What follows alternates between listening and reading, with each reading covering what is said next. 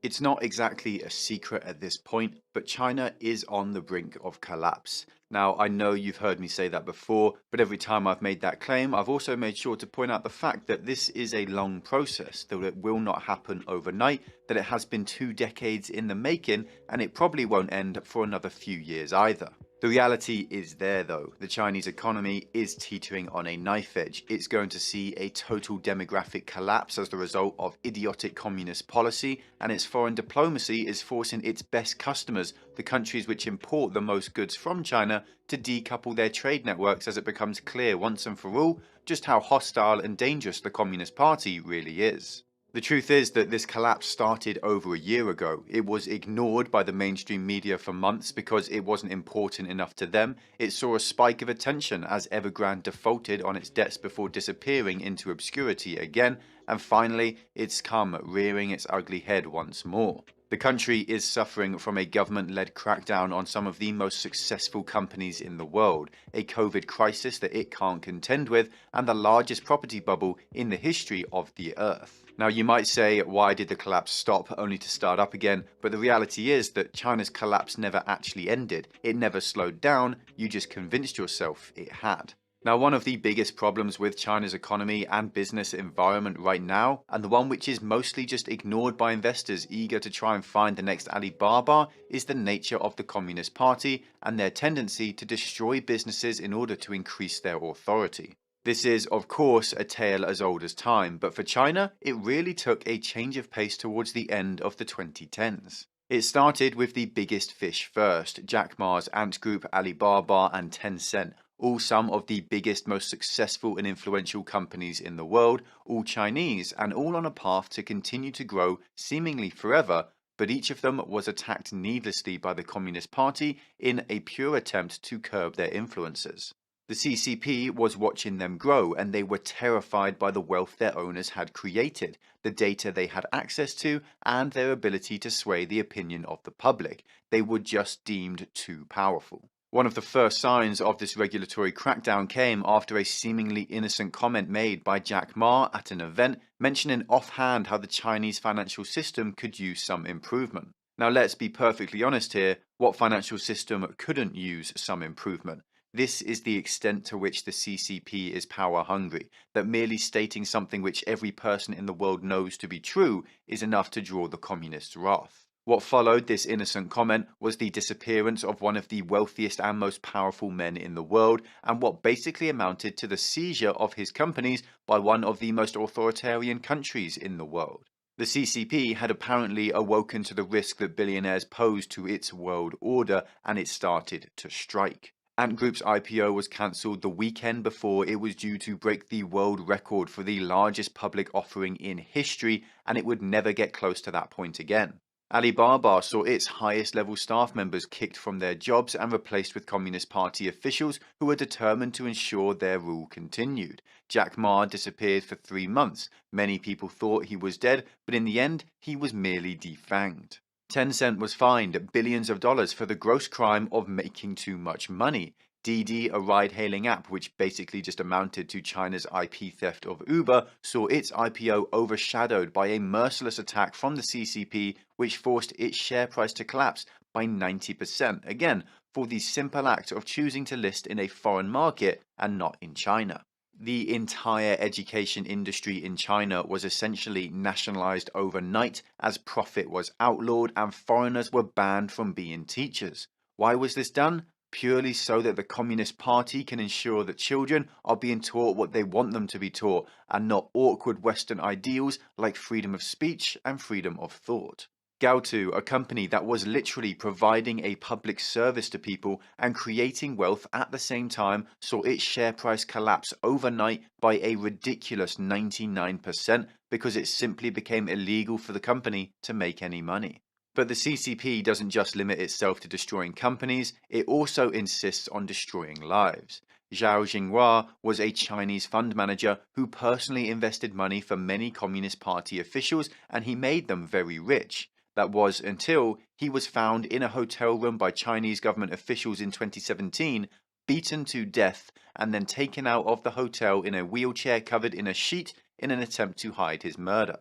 We still, to this day, 5 years later, do not know why the CCP suddenly decided that he had to go, but this is indicative of the Communist Party's willingness to destroy business, wealth, and capital as long as it results in more control for the party. More recently, we've seen China start a new wave of crackdowns, this time targeting the entire financial industry. At this point in time, there are over 100 businessmen and officials who currently or used to work in finance in China who have either been arrested on trumped up charges or are under investigation.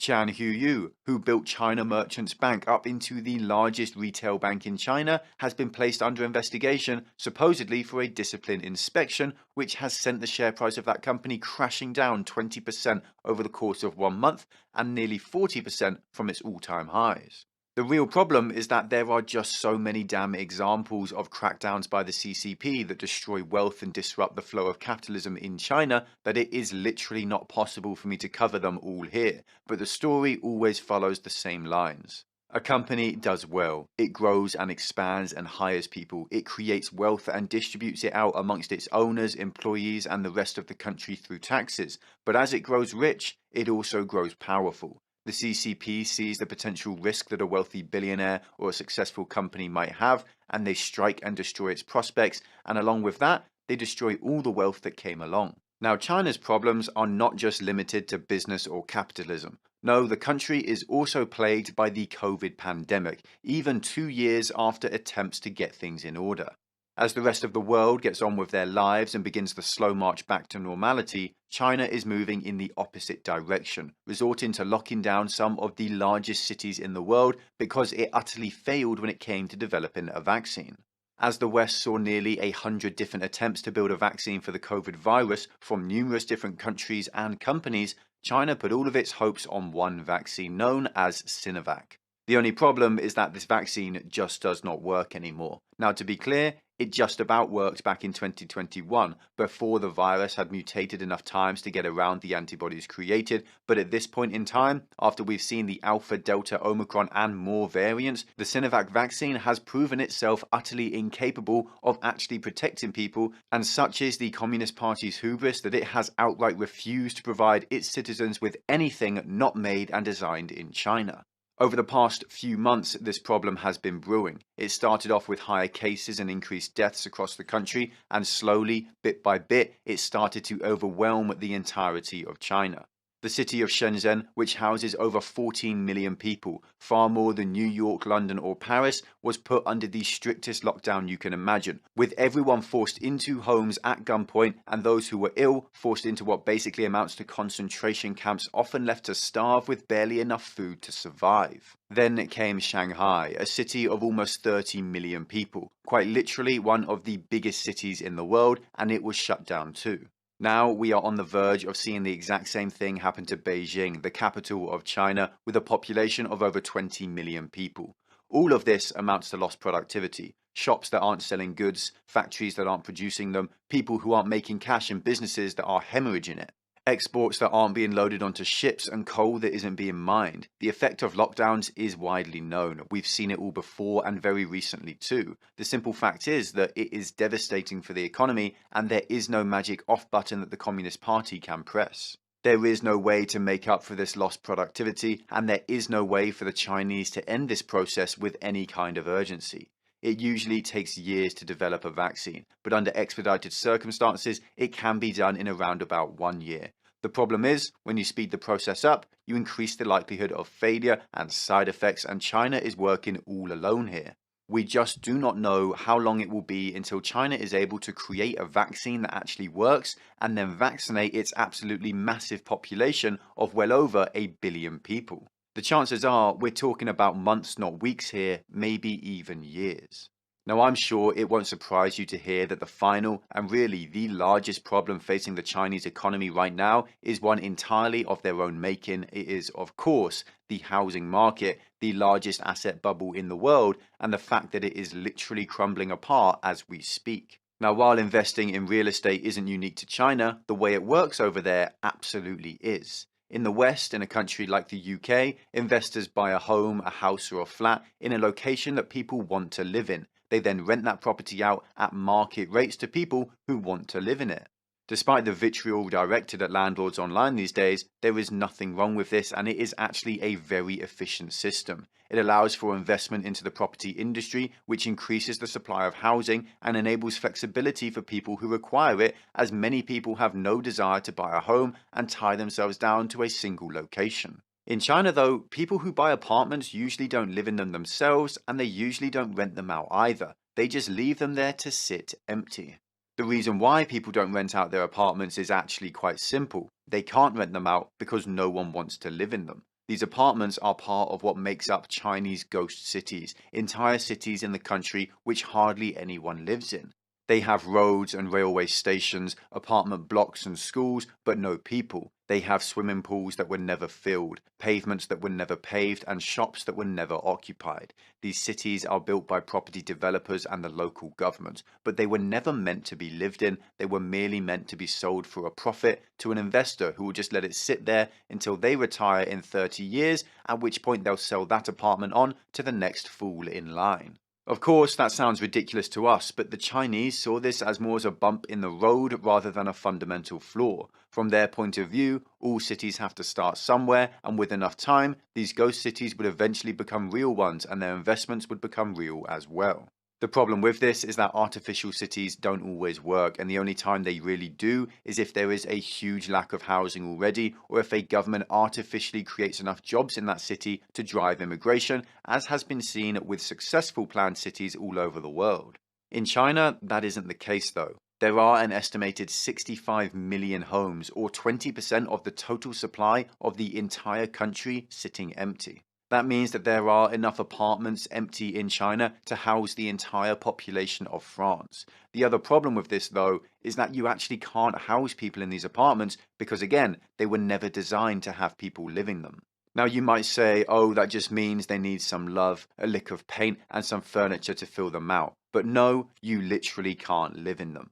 They don't have electricity or running water, they don't have windows or doors, they don't have elevators or fire escapes. Oftentimes, they don't even have staircases. They are concrete shells designed to look complete from the outside, designed to draw in money from unsuspecting Chinese investors who will only ever look at renderings and pictures, but there is nothing on the inside to differentiate them from literal construction sites. They are unsafe to visit, let alone live in, and it's not unheard of for entire skyscrapers to be forcibly demolished because they are so unstable that they could collapse at any point. The Chinese real estate market is a textbook definition of a bubble, one that for decades wasn't just encouraged, but actually driven specifically by the Communist Party. But in 2021, everything changed as the CCP implemented the Three Red Lines policy, which basically signed a death warrant for this entire industry.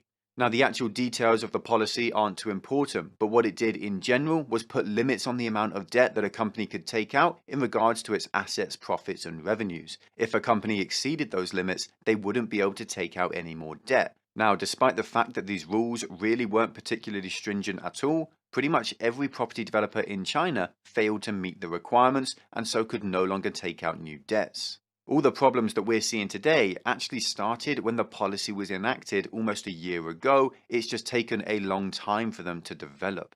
Now, you might say, so what if a developer can't take out more debts? It just means that they can't grow at crazy rates. Surely, they would still be able to complete the projects they have already started and pay off their old debts with those new profits, right? Well, that's where the problems started to mount, because these companies couldn't do that. You see, their debt was mounting up and the interest payments that they were due to pay were getting larger as well. Usually, they'd simply take out more debt, issue more bonds to pay off that old debt, but the Three Red Lines policy had put an end to that.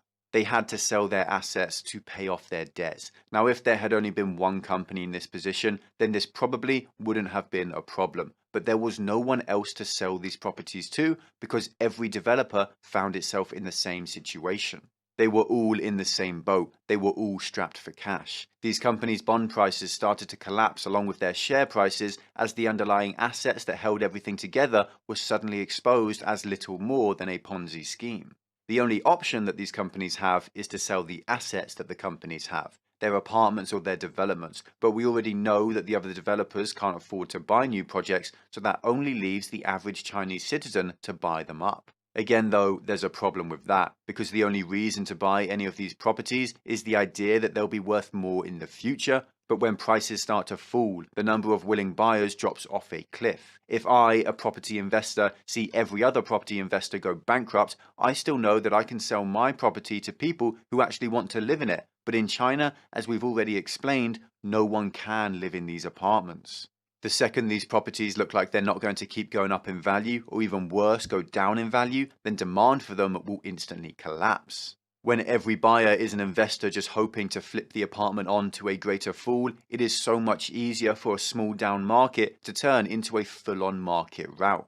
There is a black hole of debt in China worth multiple trillions of dollars that simply will never be repaid. Now, at this point in time, this process, this collapse of the Chinese property market is already in full swing.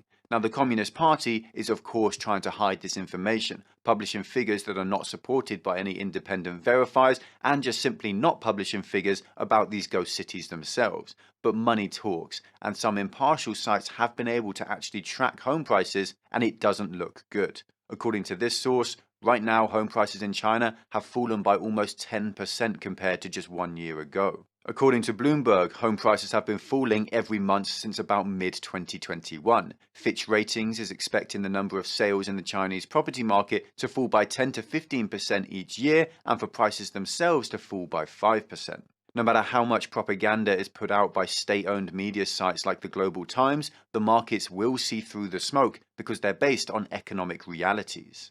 The simple fact is that the Chinese economy is based on growth for growth's sake. The Communist Party has built bridges to nowhere, buildings that can't house people, and cities that only exist on maps. The crackdowns the CCP insist on carrying out are never going to stop because it is simply in the CCP's nature to increase its authority. The scorpion will always kill the frog, no matter what the consequences may be, because it's all they know how to do. The COVID crisis hitting China right now can only be solved in the short term by the CCP reaching out and asking for help from the West, by simply asking for vaccines that work, but the hubris of the communists means that will never happen either. China's already spent 2 years creating one failing vaccine. How long until they can finally get it right, design and manufacture one that protects its citizens? The reality is that China is looking at a minimum of another year of this chaos. Finally, the housing market bubble that can only end once it is not a bubble but a pile of rubble. Years of reckless government projects and a society that convinced itself that good times would never end will always result in a crash where the lows are just as low as the highs were high. Again, the only way out is on the ground floor, right where China started. Now, these problems have been emerging for months now, even years, and yet so many started to believe that the CCP had done the impossible, that it had fixed everything and in record time too.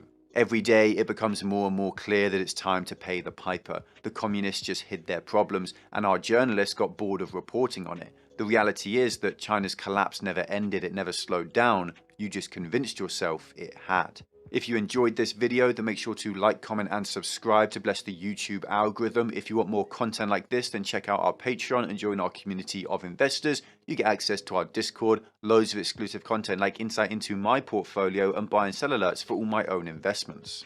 There's a link in the description to Masterworks.io, a site that can help you protect your portfolio against inflation through fractional shares of art from world famous artists like Banksy.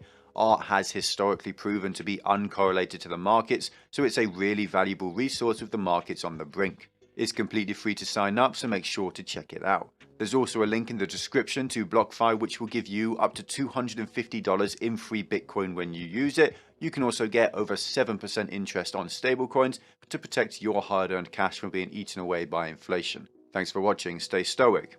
Until next time.